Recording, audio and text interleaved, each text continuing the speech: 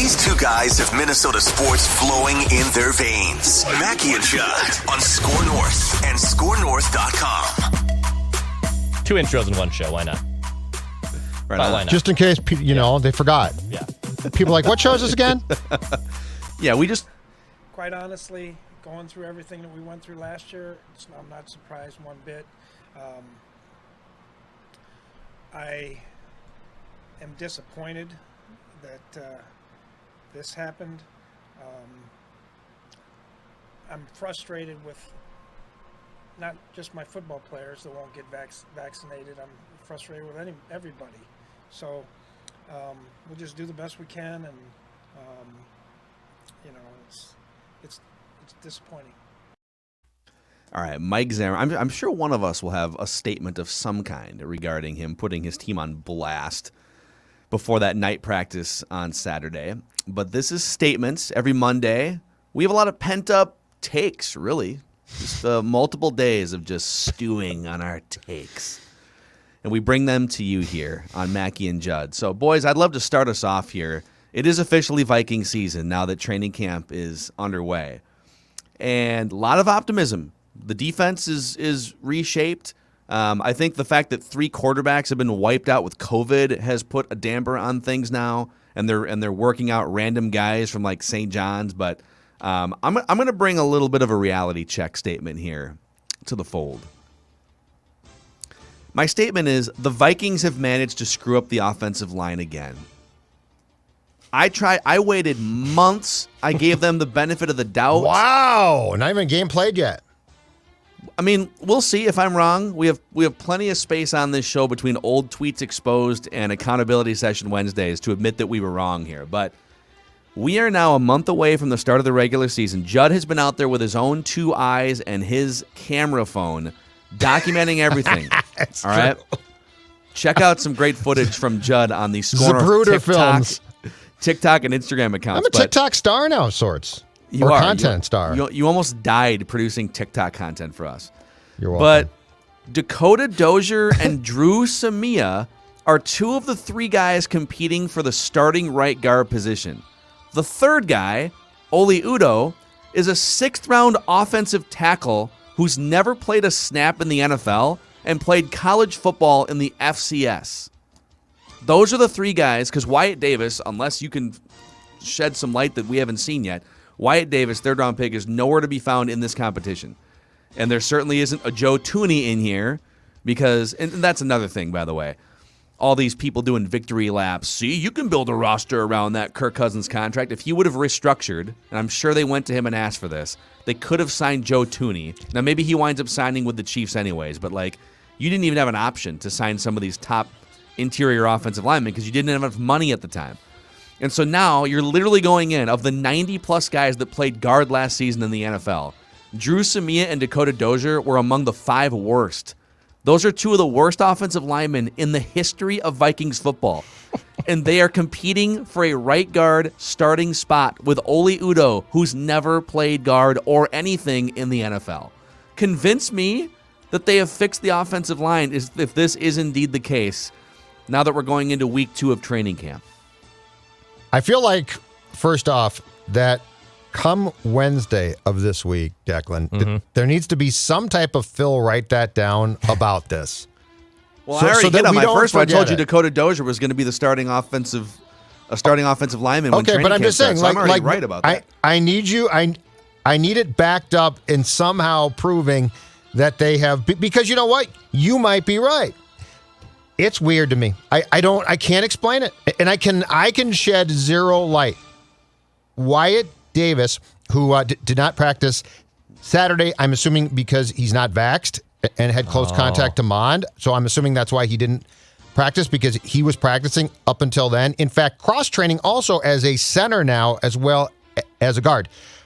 When I asked Zimmer on Saturday about the guard competition, he mentioned Dozier, Udoh, Pominville, and Samia, who, by the way, I don't think has taken a first-team snap yet. So he never mentioned Davis at all.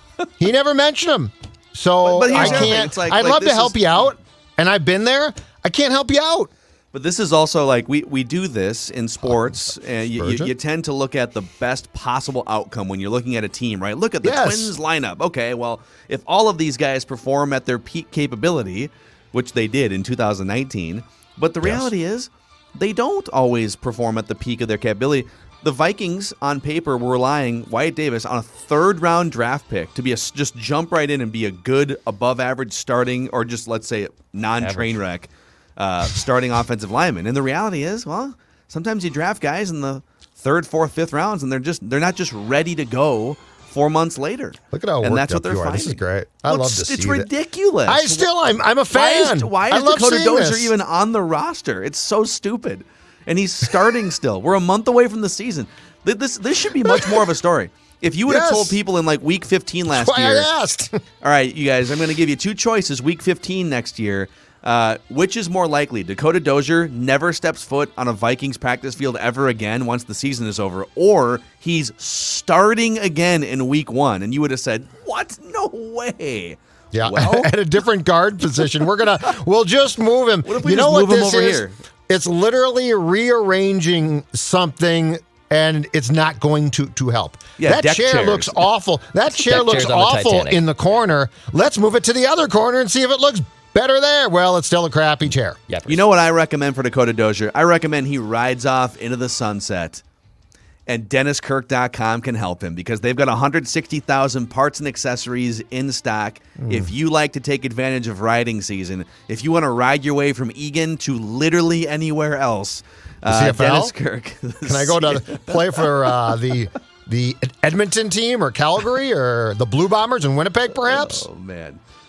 Order by 8 p.m. and DennisKirk.com ships the same day, and shipping is free for orders over $89. When the open road calls, head to DennisKirk.com. All right. Got that off my chest. I'm filled with Viking statements. Some are good, some are bad, but you know what? After that, I'm going good. Okay, this is going to be the rare Zolgad going against type character, and I am going to give you a positive because I feel like this team should still be very good, and there's a lot of things to like. We talked about this briefly on, I believe, Purple After Dark last night, and I will bring it to the table again because I think it's worth being extremely excited about.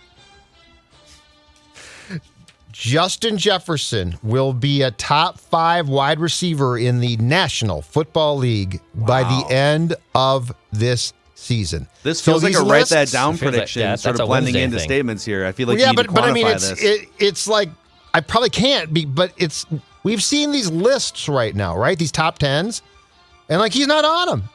And there are times where being upset about that is a homer take, and it's like just calm down. It's going to be fine. Justin Jefferson is legit, and he's going to have a great year, and he is going to establish himself. One, as a top 5 guy in this entire league. And second, we will, in training camp next year, no longer be talking about Jefferson Thielen as if it's a law firm. Justin Jefferson is going to be the only real partner. I can't tell you. So Diggs was really good, and he was a 5th-round pick, and he turned himself into a great player. But until the day he left, there were conversations and fans in this town who debated, well, it's still Thielen and Diggs then, right? Or it's really close. I always said that I thought Diggs was the better player, but I don't know that I had absolute right to be like, you're wrong on this. Justin Jefferson, absolutely. By the end of this year, he'll be number 1 A, B, and C when it comes to receivers on this team. That's a positive. I think I agree. Unless he gets hurt or something, knock on wood, he's going to be a top 5 receiver. Or unless they just don't get him the ball enough. There's some things that could happen. But when you zoom out, too, and look at this group of wide receivers, Jefferson, Thielen is still amazing. D.D. Westbrook might be your 3, but K.J. Osborne's having a great camp. And we haven't even really talked much about Marset Smith, the Iowa wide receiver that's in the mix here, too. And he's been talked about as maybe the number 3 wide receiver. So, if you roll into the season, you've got Justin Jefferson, Adam Thielen, Westbrook, Osborne, and Marset Smith as your 5. Woo-hoo-hoo. Some great upside in there, and wait, hold on a second. Established talent. I think you missed a name. Hold on, I just wrote those down. Where's Declan's guy? Chad Beebe. Oh, no. He's going to make the team, Sorry, by the way. I only get He's gonna make the 240 team. characters. They for kept my, 7 for my last takes. year. They kept 7 last year. I looked it up. They kept 7 receivers out of camp? Yeah, they kept 7. I write that down to hit, and I I want counted him them off up. this team. Yep. So they kept Jefferson, Thielen, Well, they kept Tajay Sharp, who's gone. Tajay Sharp, B.C. Johnson, Chad Beebe, K.J. Osborne. That's 6. Chisney And then, Okay. yeah. was listed as a receiver. He was kept around. Interesting. They kept All right. 7. But yes, the top of this depth chart is really good, and you have, to me, an unquestioned superstar at the very top. Yeah, hard to disagree. All right, my Vikings statement. It's back to the Phil's side of doom and gloom. I'm sorry. After that great positivity on Justin Jefferson. My statement is, I'm starting to have doubts. I'm starting to have doubts in this Vikings team. This offensive All right, I love line it. is There's already a been disaster. 3 camp practices, and we're There's already been just like, 3 oh, God. training Where's camp the alarm? practices. Sound the alarm, Sound Phil. it. Sound all the alarms. Sound the alarm. Sound it. We're running around the SpongeBob meme. Everyone running around in a fire. That is my head right now over this last Put weekend. down the skull. Put down the skull and leave the building. Put the- TCO put Performance the Center Gallahorn down. will blow up in 10, 9, 8. Before Declan even continues, isn't this this is classic Minnesota sports trauma, insecurity? You know, like we've been scarred from a young age, especially if you grew up in the 80s, 90s like Declan and I. You didn't see any chance. Well, I guess if you grew up in the 70s, you saw scarring as well, right? But like, you know, this is it. Like one thing bad happens and we're like, well, blow it all up. Screw it. It's all over. Well, Oh my God. Phil, you just declared the offensive line is completely not fixed. I stand by that. Yeah. But I mean, between the And two I of you, stand I'm with them. done. Go Packers. The offensive line. Yes, and that's another reason. Rodgers is back. Like there's so many things that are now working against this team. I love this, Declan. And everyone who says, "Oh, the defense is fixed, it's top 10 again." Are we sure we're just plugging and playing a 31-year-old cornerback and just saying, "Oh, it's Patrick Peterson, everything's fine"? No. It's a disaster. You have 2 guys in the offensive and the nose tackle, one who hasn't played football in 2 years. You're just gonna sign all these guys, and all of a sudden you're back to being a competent defense again. Best case scenario, this defense is 15th in the NFL. I honestly think that's the best case. I am starting to panic. This is not Starting? good. I am Starting to panic. Get under the table. I'm panicking, dude. What? You've gone too far. What do you No. mean the best case scenario for the defense is 15th? Nothing's happened to the defense so far, right? Like the things that have happened have been the You are quarterbacks are on the band-aiding COVID this list. But defense. you could have brought this up in July or No, June. Yes, I mean, you're all right. But all you're- I needed was to schedule about a dozen TikTok and Instagram videos and see all your tweets on Saturday to realize that I am now starting to panic. I mean, I will say this. Cam I'm Dantzler did not look good. See? But I don't think he's going to start. Oh, great. Then who else is going to? Breland. Oh, great. Okay. I think Rashad Breeland and Peterson are going to start Nobody outside. wanted and- him. So you talking Mackenzie about Alexander in the inside. Saturday practice, Cam Dantzler looked bad? Is that what you're saying? Yeah, but I mean, he's also going against really good players, too. So, Like in fairness Jake to him, Browning? like Thielen and Jefferson. My God, why am I the one calling he should, people? he should What's absolutely- going he'll on have here? No problem. This is a Monday Devontae morning. Adams. It'll be completely I drank fine. way too much Surly last night to be calming you two jokers down. Okay, Panicking. so all right, I wasn't going to go nearly as far as Declan there. All right, but I do have a similar statement. Okay, The NFL will fold this season. the Vikings will move to Canada. They'll just drive 5 hours north. God. My statement is nothing can ever just be normal for the Vikings for more than like 5 minutes. You know, you thought okay, what were the things that were going to maybe be derailments this summer, right? Well, the Danielle Hunter strife and contract and coming back from neck surgery could be a problem, and maybe a couple other things here and there. And they solved that, right? Like they're probably going to get Brian O'Neill a contract extension, and of course, like within 5 minutes of training camp, you know, we find out that Christian Darrisaw is not fully healthy, and then we find like there's other guys that are banged up, and then like 75% of the quarterbacks are going to be out all week because of being on COVID But protocol that's lists. problem. It's like it can't, and that, you know, could we have foreseen that? Probably, but I don't know. Nothing can ever just be smooth sailing and normal. No. They couldn't have just gone through a month of camp and everything feels good and Kirk's looking great and everything. Like there's got to be this weird COVID cloud now hanging over the organization. It's just ridiculous. So nothing can ever just be normal for the Vikings is my statement. This is unbelievable. All right. Positive statement number 2 on the Vikings, because people need this. It's a Monday. You two guys, doom and gloom. Wait till Wednesday. That's when I unload. All right. Positive statement number 2. Yes, that's right. This is Judd Zolgad. Score North. I'm positive here. My statement is this. Danielle Hunter is on the move, but I mean that in a good way. Zimmer confirmed in the press conference Saturday, what we've seen is going to be the norm. He did not dismiss it. He did not try and bury it, downplay it. He said Danielle Hunter will absolutely move from left end at times to right end. I think there's a potential he might stand up at times as well. I'm not sure there. But the point being is, Mike was not like, oh, we're just experimenting with some stuff, but he's our left end. He said no. He said we need to have him in different positions so that it's not as simple for opponents to put a tight end to chip him. We need to cause confusion. So if you're like, well, the Vikings right end position is sort of unstable and we don't know who's going to play there, I got news for you.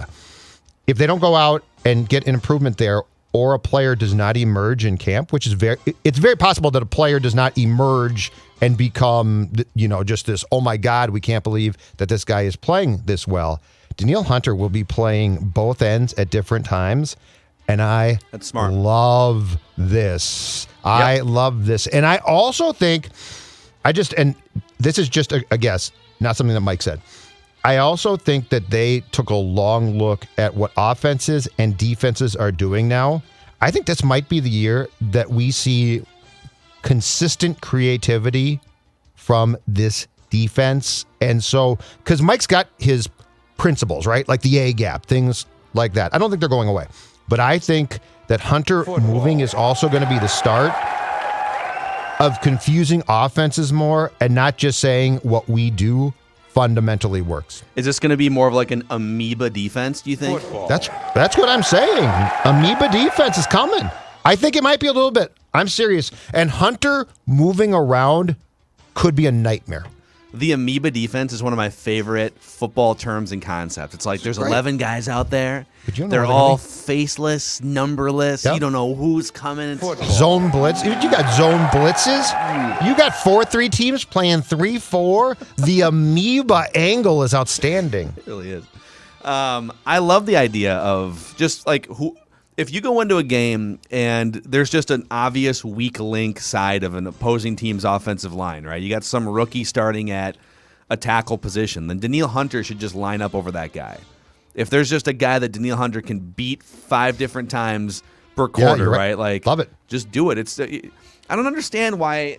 I mean, I guess I do, because defenses are so much based on principles and keys and structure and things like that, right? But like on offense, if the Green Bay Packers identify a bad cornerback or someone that's just getting beat on a regular basis, guess where Davante Adams lines up, right? They break the huddle, they look over and say, where's that guy? Well, Davante Adams is going to go stand across the field from him, right? And there's no reason why the Vikings can't do that with Danielle Hunter as well. All right, let's go back to Declan here. I'm done with Viking statements. I don't know if you guys, that was very therapeutic. Okay. I got one more. I'm still full of bleep and vinegar, so I have one more. Yeah, you're incredible today. All right. You're so young to be this jaded. I love it. And I want to bring this back to the table, especially after the Zimmer clip. After Saturday, I never, ever want to hear the situations hold Kirk Cousins back. How many times have Kirk Cousins stands talked to us, have talked to the world, and said, well, his offensive line isn't working. Well, his defense stunk last year. This didn't work out for him. He needs to be in play action. He needs to be in bootlegs.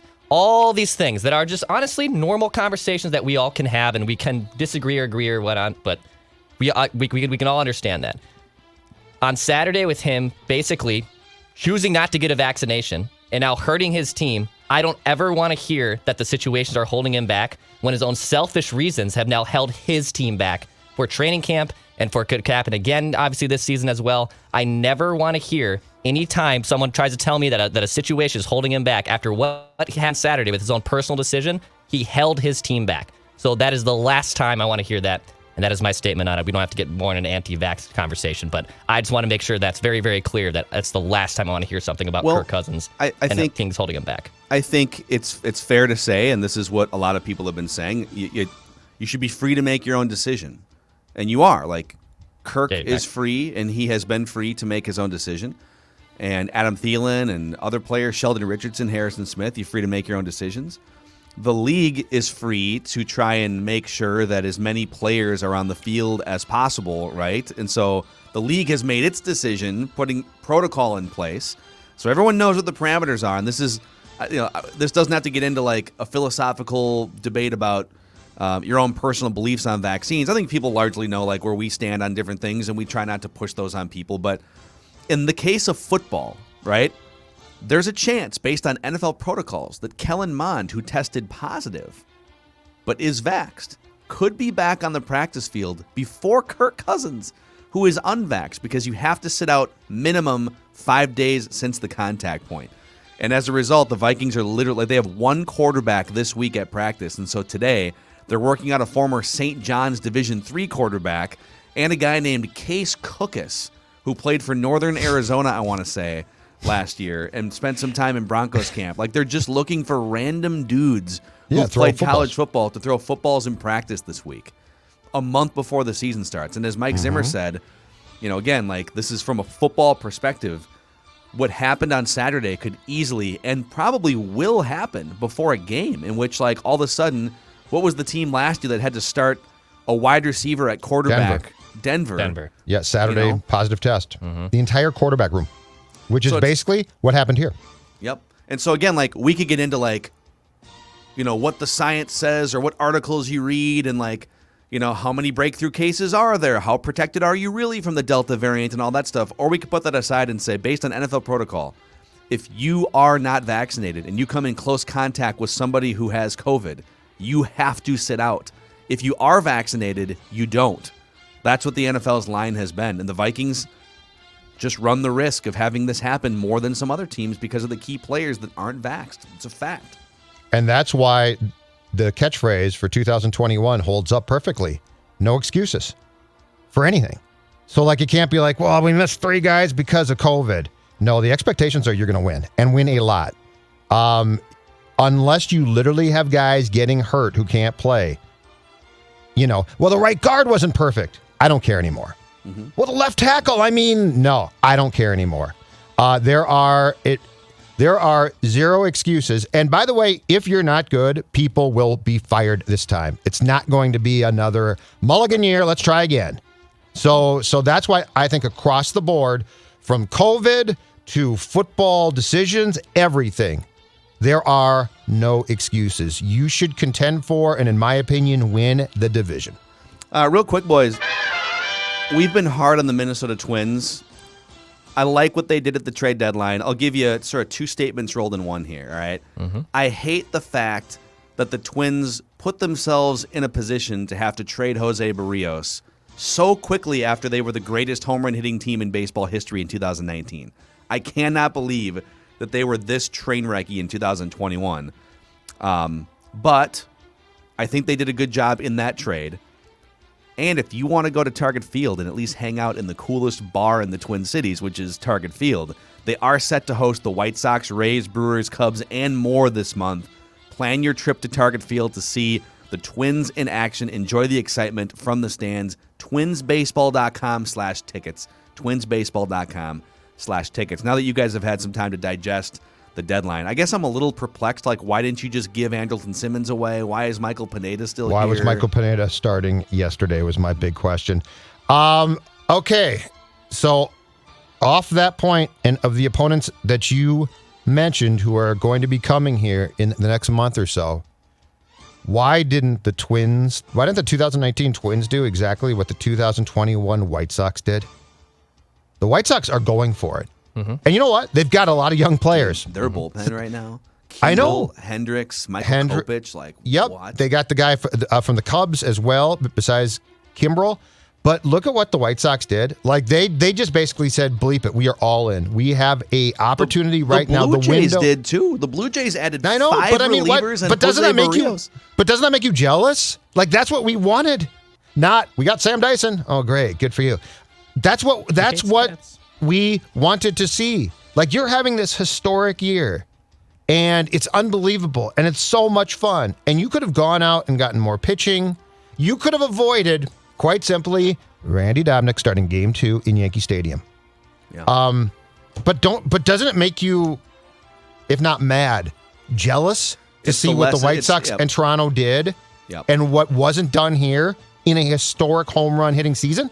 Yep. No, it's the ultimate lesson, and we should actually devote more time to it, maybe on tomorrow's show too, and just in terms of like, you can't guarantee yourself a window. You can't be hopefully planning for 3 years down the road when you have a chance to win right now. You can't do both. And I get that it's risky, and you could make those trades. Look at the Brewers one time, didn't they?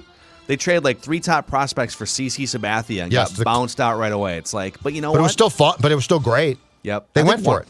One of those prospects, I think, was Matt Laporta, who was like a top 10 Baseball America guy, and he flamed out. He flamed out. Mm-hmm. So, anyhow. I got one more. Mm-hmm. Okay? I got one more, too. Dex, rise up just a little bit so that we can all see your T-shirt. Rise up. Okay. And here's my statement as Dex shows you his glorious T-shirt. Can we get this the bleep done? Kirill Kaprizov, can we please get this done? I feel like that's more of a question than a statement. Okay, get hold on this a second. the bleep done. I'll rephrase. Get this the bleep done. What is going on here? If you're not going back to Russia, Kirill, if you're not going to play for CSKA Moscow, your options are limited. Billy Guerin, my guy, friend of Judd's hockey show. Friend of the show. You probably are going to have to sign Kirill, the guy right there, with very suitable and fitting dollar signs on his glasses. You're probably going to have to sign him to a contract that is shorter than you want, 3 or 4 years, okay? But let's get this done. Let's stop the angsty, I don't know what's going on here yet. He's not going to another team in the National Hockey League. I don't know how Dex feels about this, but I've grown tired of something that shouldn't be a controversy. Right. And I understand that someday this will be a problem. And I also get that someday he might walk. But that day is almost certainly not going to be now. So let's wrap it up, as they say. Yes, I absolutely agree. I think it's time just to get this contract done. And would it be nice for him to be here 6-7 years? Of course it would be. But for right now, the Wild's window is 3. It's right now, and it's 3 to 4 years. So if Kirill Kaprizov, I think I posed this question a few weeks ago on a hockey show. If you told me it's a guarantee that Kirill Kaprizov only signs a 3-year contract, and in one of those 3 years we get to go to the Stanley Cup. We get to go to the Stanley Cup, and who knows what happens, but we'll go to the Stanley Cup. And if he wins it, great, and he bounces, goodbye. Or just give me 6 years of Kirill with the complete unknown of what could happen. Could there be an injury? Could Fiala get hurt? Could Kirill get hurt? Could your goaltending be a disaster? Pominville? This stuff with Kirill right now and the Wild, it has to happen right now. So a short-term contract, if it's 3-4 years, I'm okay with it. I'm okay with it. Yes, It's a weird game of hardball in that, like, the player is saying, I totally want to be here. I just don't want to be here. It's so opposite from most contract negotiations where, like, the player usually wants the 8-10 year commitment, right? And the team is like, I don't know if we can get married, but we can keep dating for 3 more years. And this is flip-flopped. Where, like, the players, like, the Wild are like, no, we will only do this if it's an 8-year contract. And the player's like, how about 3? And the Wild are like, no, it must be marriage. I don't know. Let's just get it done. 3-4 year deal if you want. And it's not a guarantee that he's gone after 3 or 4 years. Correct. You can still re-sign him. So I'm with you guys. Let's make this thing happen, Billy. Thank you, Declan, for your help with the shirt. All right. I have one more statement. And the statement is, the deed is done. On Sunday, Congratulations. August 1st, 2021, the day of our Lord, Declan Robert Goff finally broke 100. Wow, dude. At Gross National Golf Course in St. Anthony. Wow. Shot a 99. Had to hit a 6-foot putt on 18 to sink it. Knee knocker. That's a tough. And I needed it. I absolutely needed it. It's a very friendly course. The entire fairway is basically concrete, so you get a good 100-yard run the moment that ball lands. So your drives were at least $140 then. It's great. They're probably $160. Probably like $160. Everything. I did not have a poor, like, every drive I had was on a fairway. It did not go far. I was not hitting bombs per se, but every drive was a fairway finder. It was straight down the middle every single time. Some good chips, some bad chips, but I flirted with danger. 51 on the front, 48 on the back, 99. Finally, how does it feel when you were standing over that 6-foot putt?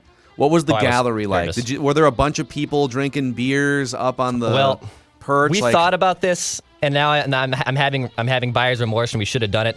My buddy did say, like, I think we need to be, like, streaming you on 18 on your Score North. Like, we should put it on Score North and see what happens. Oh, I like Yeah, We should have done that. Absolutely should have done that. Oh, yeah, you should have done it. I should have done it. Maybe I'll do it the next. Because my goal, my realistic goal was back-to-back rounds by the end of the year of 99 or lower, of breaking 100. So the first round is done. If I do it again, we'll see what happens. But yes, there was a very nervousness. Both my buddies were in front of the pin. They gave me a good line, too. They kind of helped me out with my putt because this was not a gimme putt. Was it by a any breaker? means. It was a breaker? Just a little to the right. If anything, I think we were inside the right cup just a little bit.